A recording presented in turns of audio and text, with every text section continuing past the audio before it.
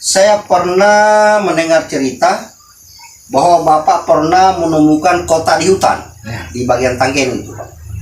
Ya. Di bagian apa itu? Di bagian apa itu? Darianga. Darianga. Bagaimana Pak pengalamannya Pak? Nah, begini Pak, pada tahun 91 saya sudah menikah. Istri saya sementara hamil 7 bulan. Terus Pak, Mertua saya buka kebun di situ. di daerah Darianga, karena lokasinya mereka di situ, di Darianga. Besoknya mau menugal, ya tanam padi. tanam padi, kalau bahasa Nunnya menugal tuh, karena ini Mutasu. ladang ini, kalau bahasa kebayangannya mutasi. Nah, turunlah kita bermalam di kebun itu. Sementara kita tempat bermalam nggak punya rumah, nggak punya gubuk, mau tidur di atas batang kayu. Ya, terus Pak. Menjelang maghrib sekitar jam 4:30, saya bikin tempatnya berteduh istri saya, karena dia lagi hamil. Saya naik di gunung itu, di depan kebun, naik di gunung, cari rotan untuk pengikatnya ini, pondok gubuk ya. itu. Saya naik di atas, apa yang saya ketemukan? Saya masuk itu di gunung, dari bawah lihat hutan, tapi ketika saya masuk, dia dalam kotak. Oh, jadi perkampungan rame. Perkampungan. Saya tidak melihat orang, tapi rumah yang mewah di situ berdiri semua. Ada berapa itu rumah di situ, rumah mewah. Bersih sekali itu, seperti habis disapu. Bisa berkudu ini Pak. Terus Pak.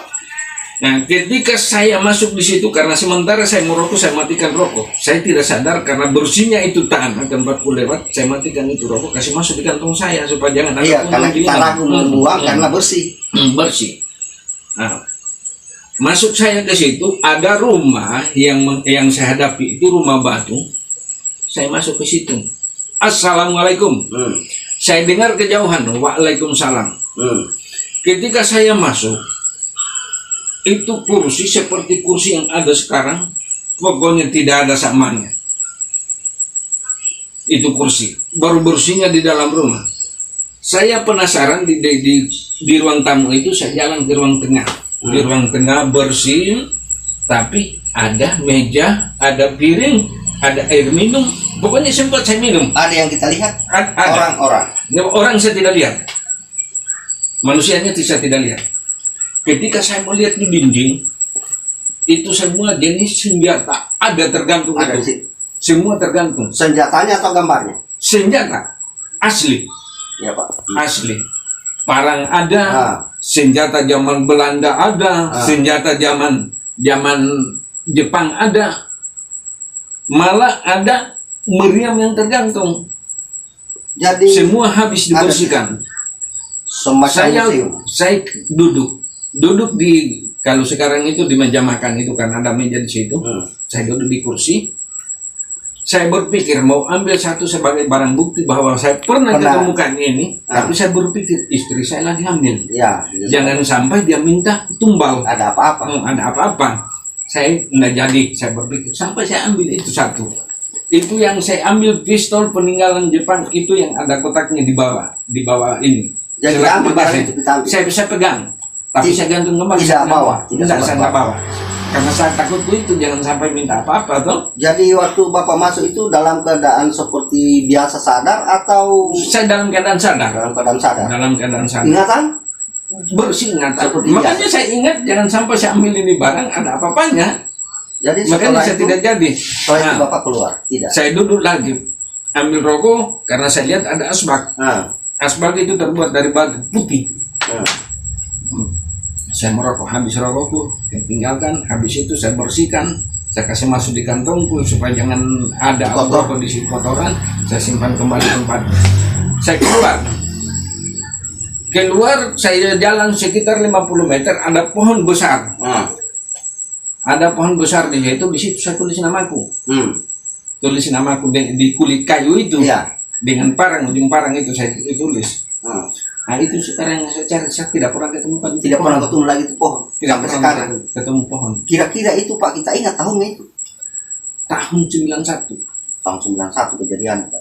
Tahun 91. Jadi ada lagi pengalaman lain yang di situ? Iya. Tidak ada lagi.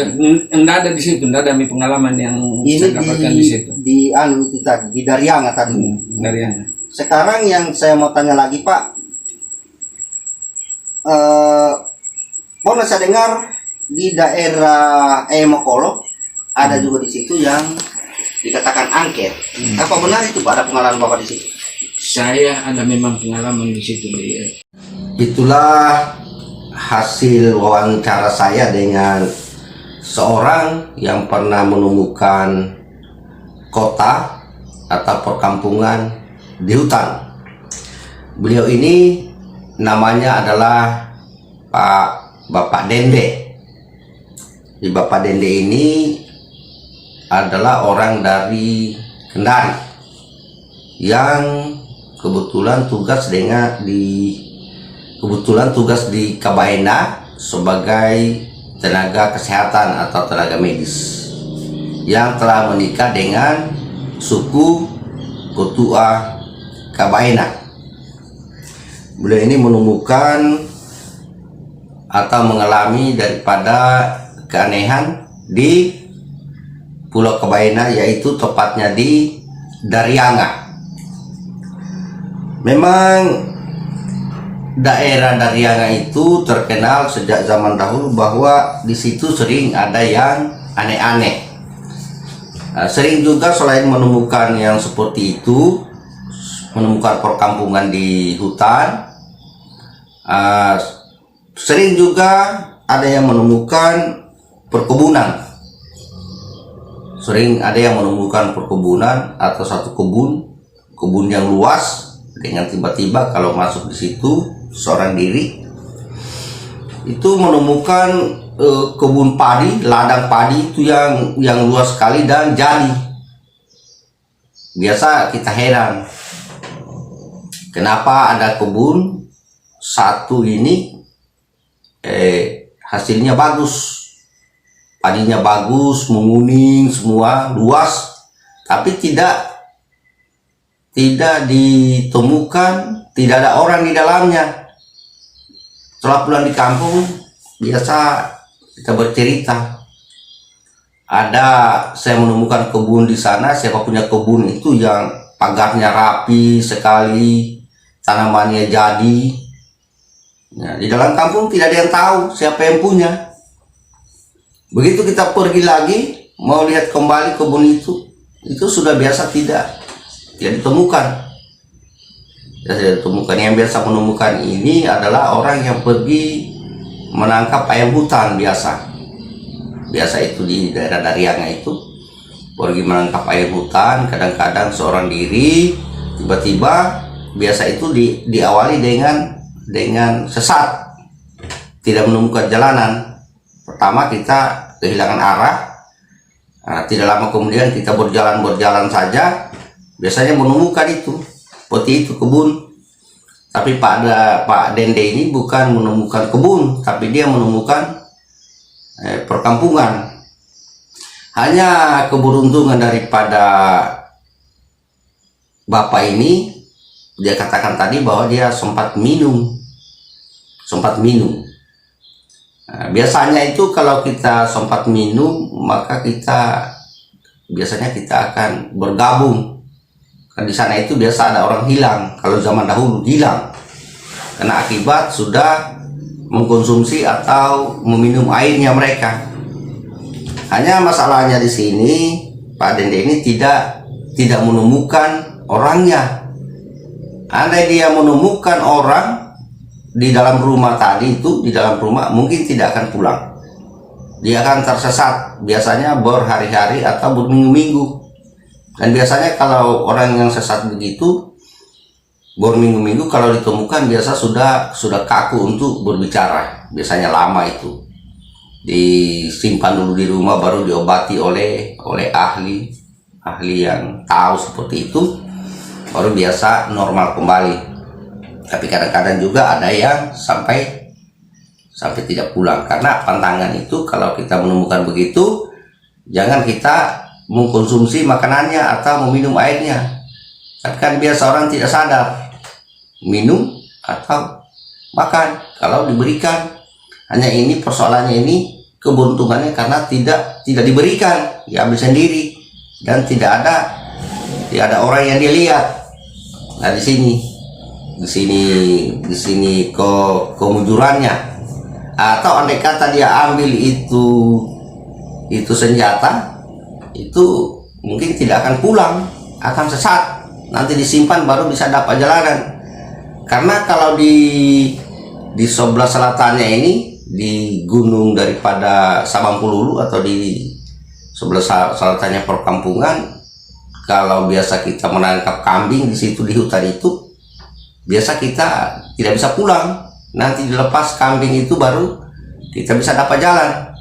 Jadi saya perkirakan mungkin kalau dia ambil itu pistol, mungkin tidak akan dapat juga jalan.